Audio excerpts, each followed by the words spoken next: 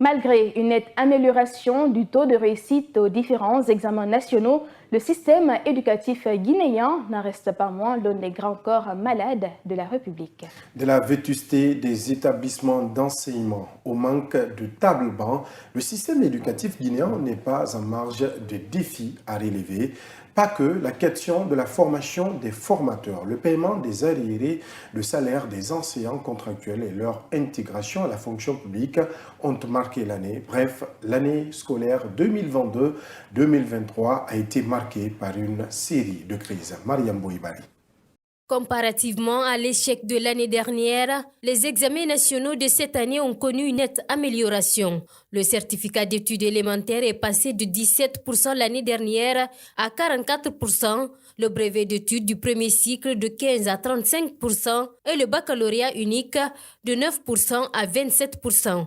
Des résultats qui sont pourtant loin de franchir le cap des 50% d'admis, ce qui pour de nombreux observateurs démontre le bas niveau des élèves et la faiblesse du système éducatif guinéen. Pourtant, des efforts ont été consentis cette année par les autorités de la transition. La construction et la rénovation d'infrastructures scolaires ont été l'une des grandes réformes entreprises par le ministère de l'enseignement préuniversitaire et de l'alphabétisation. L'école primaire Bari Diawadou en est une parfaite illustration. Construite en seulement 6 mois, cet établissement accueille de nos jours plus de 500 élèves. Mais à côté de cette prouesse remarquable, de nombreuses localités du pays manquent encore d'établissements scolaires adéquats qui répondent aux normes requises.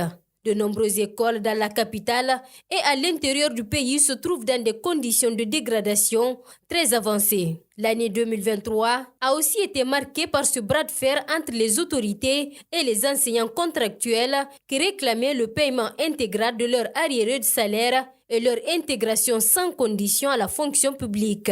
Le boycott des cours par ces enseignants dans certains établissements publics a finalement abouti le 27 octobre 2023 à la signature d'un protocole d'accord entre le gouvernement et les enseignants contractuels communaux statuant leur intégration à la fonction publique en janvier 2024. Mais si cette signature constitue une avancée dans la résolution définitive de cette crise, le recensement pose un tout autre problème. À date, les opérations d'identification dans les différentes villes du pays peinent encore à être achevées, ce qui pourrait remettre en doute l'engagement de ces enseignants contractuels communaux début 2024.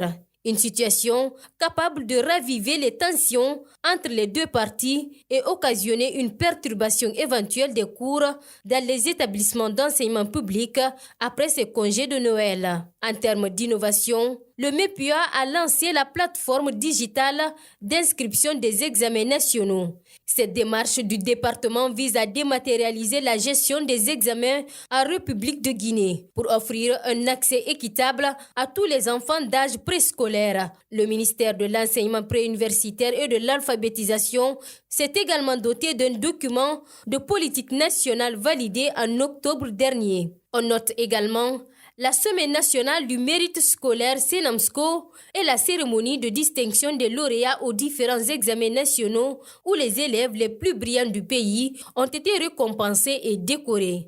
Les ambitions sont grandes, mais l'éducation guinéenne a encore du chemin à faire pour rattraper les nombreuses années de retard.